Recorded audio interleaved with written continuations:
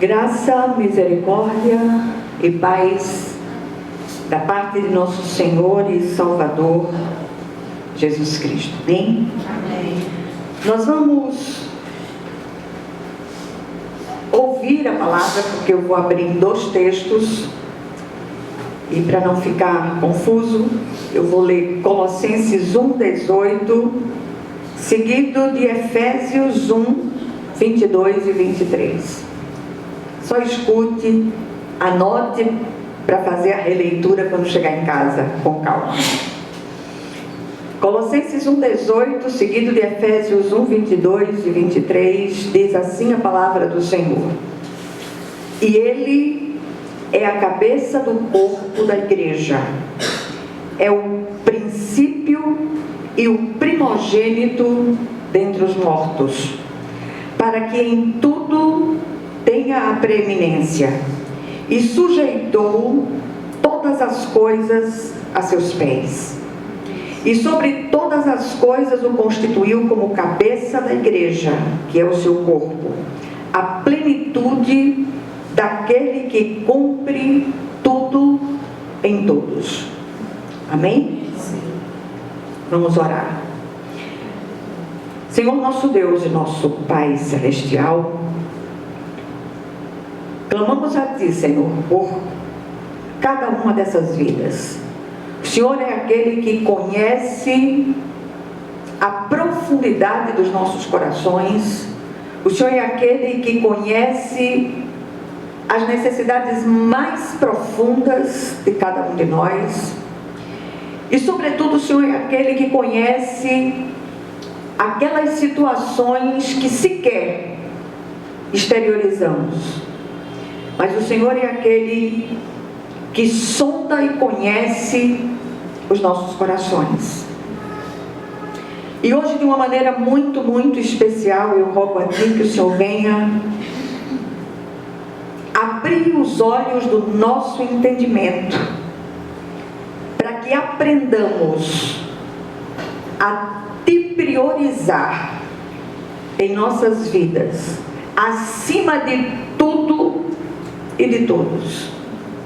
Que o Senhor venha falar conosco, que o Senhor venha abrir os olhos do nosso entendimento e que nenhum de nós saia daqui do mesmo modo, mas que sejamos profundamente ministrados pelo Teu Espírito Santo, em nome de Jesus Cristo.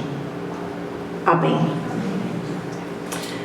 Meus amados, essa semana foi uma semana muito difícil, uma semana muito cheia de muitas agonias na vida de muitos que nos procuraram nesses dias, dentro e fora da família da fé, dentro e fora da família biológica. Parece que as dificuldades, as encrencas, elas mudam de endereço, mas seguem praticamente da mesma maneira. E mais do que nunca, como servos de Deus, precisamos aprender a dar um basta a determinadas situações. Do contrário, nós vamos seguir enfrentando as mesmas coisas, sempre recorrentes. Recebi muitas queixas de filhos que agrediram mães, não só com palavras, mas com pancadas.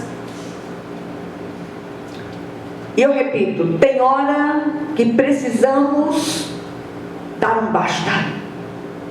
Por mais que isso doa no coração dessas mães.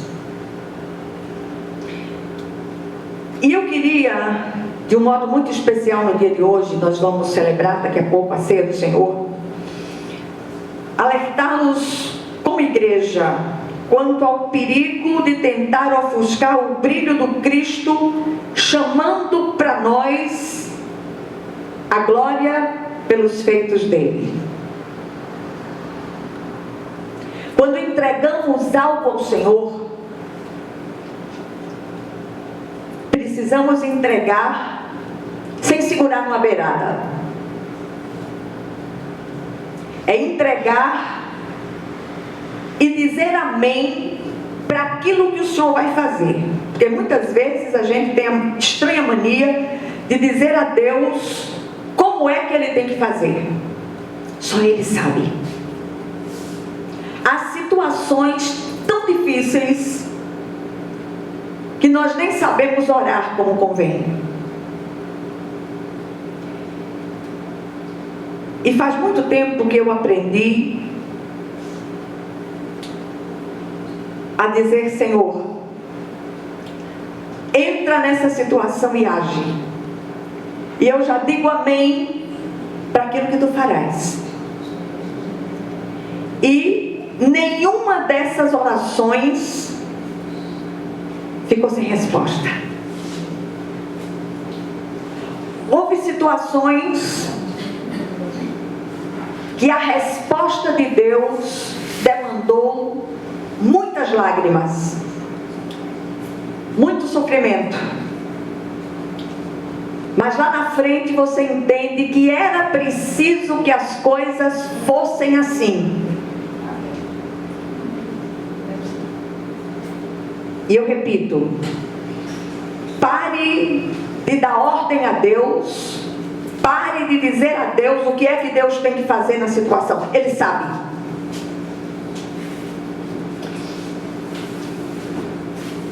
Nós lemos aqui uma junção de dois textos de duas epístolas, Colossenses e Efésios. Enquanto a primeira, que é Colossenses, apresenta Jesus como cabeça da igreja, a segunda apresenta a igreja como corpo vivo de Cristo sobre a terra. Jesus em todas as coisas tem a primazia, a preeminência. E como seguidores dele não podemos aceitar nada menos do que isso. Outro dia, eu nunca assisto televisão, porque eu não tenho paciência. Minha paciência está desse tamanho. Mas outro dia liguei a TV e tinha um sujeito pregando. Jesus, o senhor desculpa aí o que eu vou dizer, mas se eu não disser, o senhor sabe o que é que eu estou pensando. Eu tive a vontade de quebrar a cara do infeliz tão grande. Por Deus que ele estava na televisão. O sujeito dando ordem a Deus. Dizendo a Deus o que é que Deus... Senhor, eu ordeno... Cala a boca, infeliz. Deixa de dizer besteira. Aqui e acolá a gente vê resposta de Deus a esse tipo de oração, mas de uma forma tremenda sobre a vida dessas pessoas que se acham. Toda tentativa de tirar ou obscurecer a centralidade do Cristo é blasfema, por melhor que sejam as intenções. O Senhor é tudo em todos. Jesus é o nosso dono. Ele pagou a nossa dívida. E o preço foi sangue. Ambos os textos lidos no início apontam para duas verdades essenciais e eternas, que não podemos negligenciar em nenhum momento. Primeira verdade: Jesus é a cabeça do corpo da igreja e tem a primazia absoluta, a preeminência sobre tudo e sobre todos. Nada substitui você entrar no seu quarto, fechar a porta, dobrar seus joelhos e falar com o seu pai que ouve em secreto. E o seu pai que ouve em secreto é aquele que responde. Às vezes a resposta não vem imediatamente, nós estamos num tempo de imediatismos, instantaneidades, as pessoas querem tudo para ontem. Mas enquanto o Senhor prepara a sua resposta, ou a nossa resposta, o Senhor nos prepara para receber, seja ela qual for. E que possamos ter a sabedoria, ou buscar a sabedoria do alto, para compreender aquilo que Deus está fazendo naquela situação específica. Eu me lembrei de um dos meus irmãos, era o mais próximo de mim. Ele não dava trabalho não, ele se amostrava. Tudo quanto era de coisa troncha, errada, desmantelada, ele fazia. E mamãe passava a mão por cima.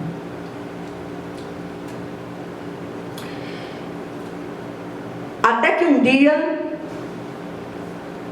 ele acertou, ou acertaram ele. E depois que ele partiu, foi quando vieram a ter sossego na casa dos meus pais. Dura essa palavra, duro é esse discurso. Quem pode ouvir? Aqueles que conhecem o Cristo. O Senhor pode transformar qualquer pessoa, qualquer coisa.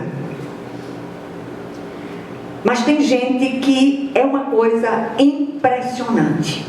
Só a misericórdia do Senhor. E mamãe, ela constituiu aquele filho como um grande ídolo. E o Senhor é especialista em quebrar ídolos. Só o Senhor pode ter a primazia e a preeminência nas nossas vidas. A segunda verdade do texto: tudo e todos estão absolutamente sujeitos ao Senhor. Não há autônomos no reino de Deus. Tudo que somos, sabemos, temos, vem dele e é para a exclusiva glória dele. E na vida de um servo de Deus, tudo, absolutamente tudo, é aprendizado. Do lado de cada eternidade estamos todos em obras. Se ainda estamos aqui, a obra de Deus não terminou em nenhum de nós.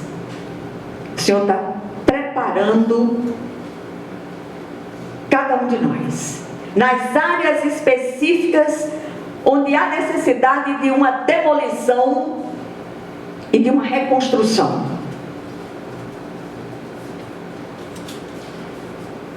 A gente está lutando em oração por uma família querida, cujo filho tem feito horrores. Essa semana bateu na mãe, está foragido da polícia. Situação dramática. E ela disse: olha, eu não sei o que fazer. Eu disse: entregue, antes que você morra. Difícil? Muito. Mas tem situações que nós precisamos unir oração e ação.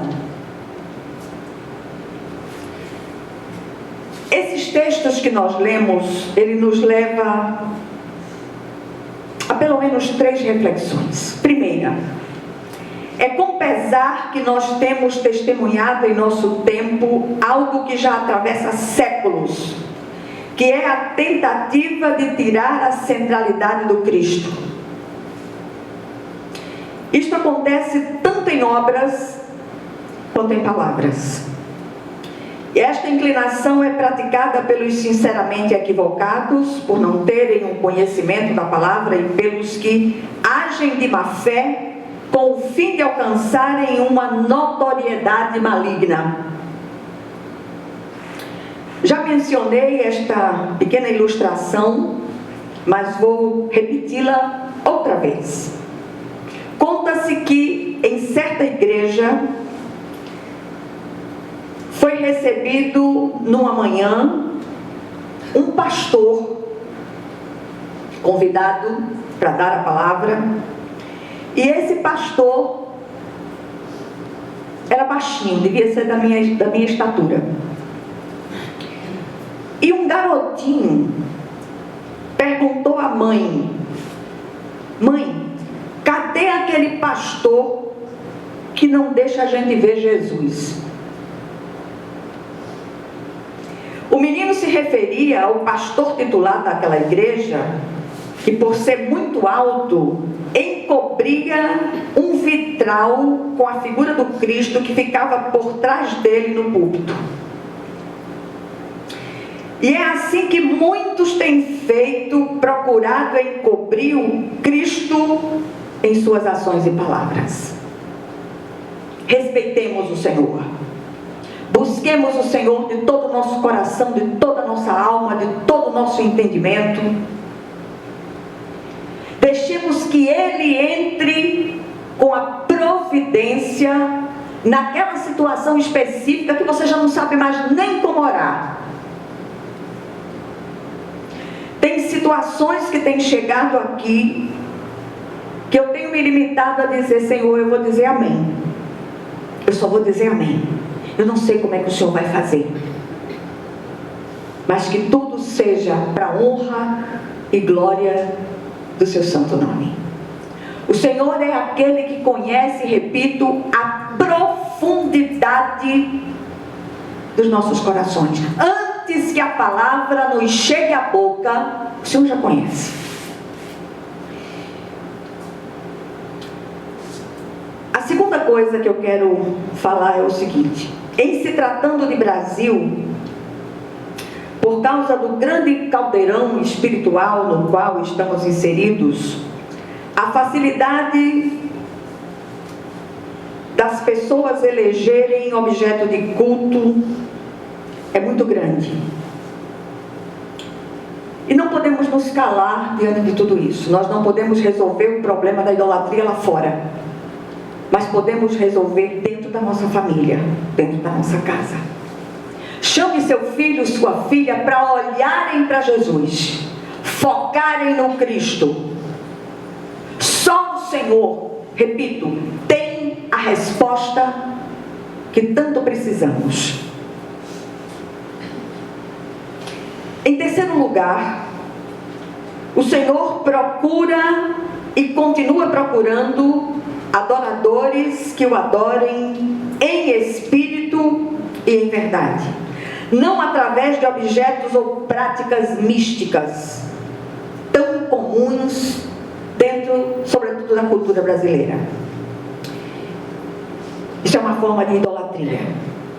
Através do Evangelho segundo João, Jesus diz o seguinte: mas a hora vem, e agora é, em que os verdadeiros adoradores adorarão o Pai em espírito e em verdade, porque o Pai procura a tais que assim o adorem.